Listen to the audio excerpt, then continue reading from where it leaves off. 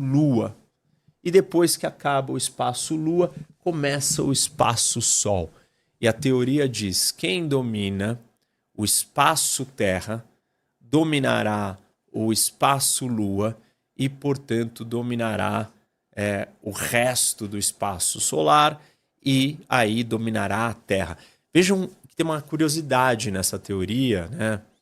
E que, na verdade, ela coloca toda essa potência, não é para você dominar o universo, ou o sistema solar, ou a galáxia, ou nada muito gigantesco. É uma teoria voltada e centrada na Terra. Então você vai fazer todas essas coisas para voltar e dominar a Terra. Então, essa projeção de poder para fora da Terra é só para te colocar numa vantagem maior e numa capacidade de dominar a Terra. Se o Mahan falou que você tem que dominar o oceano para dominar a Terra, e o outro falou que você tem que dominar um continente X para você dominar a Terra, o que a teoria astropolítica vai dizer não é nada disso aqui dentro que você tem que dominar, mas você tem que dominar esse espaço aqui de fora, que vai te permitir dominar esse outro espaço, até que você domine aquele outro, e aí sim, quando você está controlando esses espaços, que é uma consequência, né? Uma cadeia inteira que você, ao dominar um, você domina o outro, você volta e domina a Terra. E isso é interessante, porque é um jeito da gente ver como que você vai dominar a Terra de fora da Terra. E tem um monte de explicações por que isso pode acontecer. Primeiro porque você tem o que a gente chama de high ground, né? Que é, na verdade, o terreno elevado. Você está numa posição superior, elevada, olhando os seus inimigos de baixo. Você está acima deles. E em combates militares, você ter essa posição é um privilégio, é uma vantagem estratégica. Você consegue olhar para o seu inimigo lá de cima e não tem limitação, né, de você ter que transitar por espaços muito grandes. Imagina que você está dominando as órbitas da Terra e você coloca armas ali. A velocidade com que você vai alcançar e atingir qualquer lugar no planeta é imensa. E você está numa posição de destaque, superior, elevada, protegida, e quem está embaixo está extremamente vulnerável.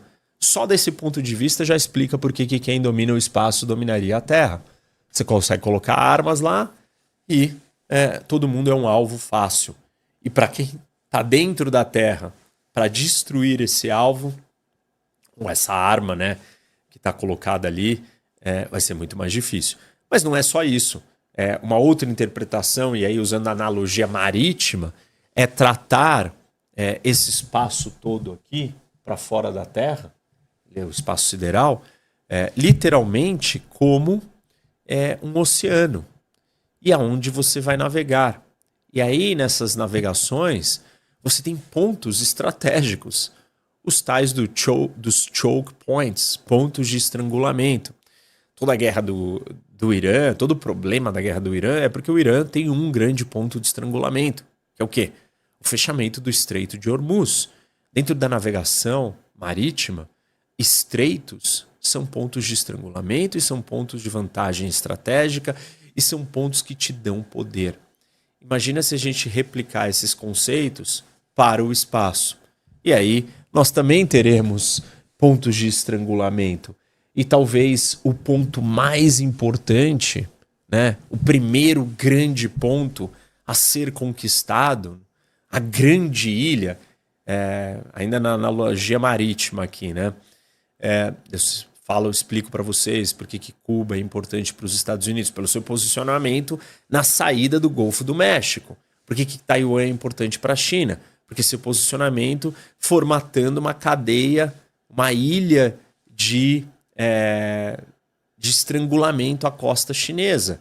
Então, Taiwan também é dessas ilhas que pode estrangular a costa chinesa, saída para o mar. A Groenlândia também é uma ilha localizada num lugar estratégico. Usando essa analogia, qual seria a grande ilha? A Terra. E aí é óbvio, vocês já deduzem. A grande ilha, que é o ponto mais estratégico de controle de acesso à Terra, é a Lua. Então, A Lua seria um super Cuba, Taiwan e Groenlândia somadas, que controlam a entrada e a saída da Terra. Mais ou menos essa seria a comparação aqui. A Lua pode ser o ponto de estrangulamento da combinação do Canal de Suez, o Canal do Panamá, o Estreito de Hormuz, Bab el-Mandab e Malaca, todos juntos num lugar só. Essa é a relevância do que está em jogo aqui. E não é só porque nós queremos sair da Terra e ir para algum outro lugar. Qualquer coisa que for feita fora da Terra, a Lua vai ser fundamental. A Lua é o ponto de partida, é a base, é o local de abastecimento, é o local de impulso, é essa ilha fundamental que está colocada ali e que não tem nenhum dono. Ainda ninguém tomou conta dela. E por isso que ela se torna ainda mais disputada, mais atraente ou mais relevante e mais crítica. Antes de eu continuar aqui, pessoal, pedir like aqui, né, para vocês. Deem like no vídeo, na live. Sigam o canal, quem não segue ainda. Não esqueçam de dar o like. Ativa o sininho, aproveita. Vou fazer um parênteses aqui para falar do nosso parceiro e patrocinador, a Insider. Estou com a minha camisa da Insider. Está sempre com a gente, até no espaço. Ainda não deu para fazer uma viagem espacial, mas imagina uma astropolítica espacial de Insider, né? Seria bem legal. Quem não conhece a Insider, dá uma olhada no site. Não esquece de usar o meu cupom ROC, HOC, e ali você vai ter belos descontos. Tem muitas coisas, homens e mulheres, para todo mundo. Então, não deixem de conhecer a Insider para quem não conhece. Um dia eu apresentar um projeto para a Insider para ir para a Lua, tenho certeza que eles vão estar juntos e a gente vai ir lá olhar a astropolítica da ocupação lunar. Bom, então eu estava dizendo aqui para vocês, né, que a Lua é essa ilha importante colocada na frente da Terra, que controla a entrada e a saída do nosso planeta. E isso é muito relevante. Bom, e aí, quem é que vai controlar essa ilha? Existem muitas maneiras de observar isso. Dentro da geopolítica pura, o que importa é quem tem poder para chegar lá e chegar primeiro. Basicamente é isso que a gente assistiu com as colonizações, com as descobertas de novos territórios na Terra. Isso levou a uma expansão imperial imensa. E, claro, tivemos milhões de problemas causados por isso, porque você tinha povos que viviam ali. Tiveram que ser dominados. No caso da Lua, nós não temos povos ali. Pelo menos ainda não descobrimos isso. Então, é muito mais fácil. É só um território distante, inexplorado, que não tem dono. Dentro de uma convenção mundial, aí existe um tratado, um tratado do espaço sideral, do espaço externo. Mais de 100 países ou 100 países ratificaram esse tratado. As grandes potências espaciais ratificaram o tratado. E o tratado diz que ninguém pode tomar posse de um corpo celeste, não pode impedir o acesso e uso do outro, não pode transformar aquilo numa coisa militar, colocar armas para atacar os outros. Tem um monte de regras, mas essas regras todas recaem sobre aquele nosso famosa discussão e debate aqui, que é o direito internacional. Quando que o direito internacional funciona?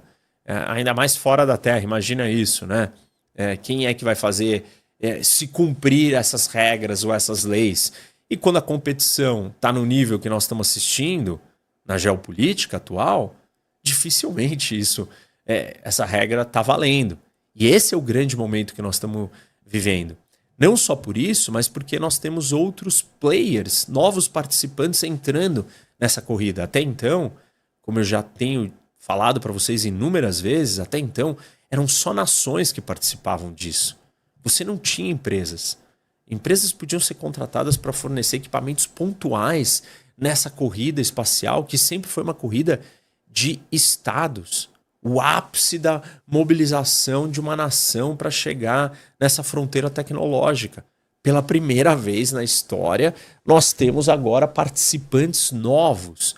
Do mesmo jeito que nós estamos vendo esse problema surgir na esfera da inteligência artificial, que os maiores modelos e programas de inteligência artificial não são projetos do Pentágono ou do exército chinês, são projetos de empresas. As maiores empresas disso são empresas privadas. A mesma coisa está acontecendo com o espaço. Isso começa com a participação das empresas americanas ou de uma espécie de privatização do espaço quando os Estados Unidos abrem para que empresas privadas vão desenvolver principalmente os veículos para se chegar nesses lugares que são as peças fundamentais. Se tão longe da gente, a gente precisa de um veículo para chegar lá, de um transporte. E esse transporte não é um transporte qualquer, é um transporte que até então foi desenvolvido com uma tecnologia meio rudimentar, para dizer o mínimo, porque você descartava e jogava fora. E a beleza é o que o Elon Musk faz com a SpaceX, fazendo esse transporte ser reutilizável. E isso tem um valor assim indiscutível do ponto de vista econômico e começa a colocar o espaço mais próximo, mais acessível, mais barato para uma série de outras coisas. A missão atual dos astronautas que estão indo dar a volta na Lua, ela é uma missão da NASA, ainda com um equipamento que não condiz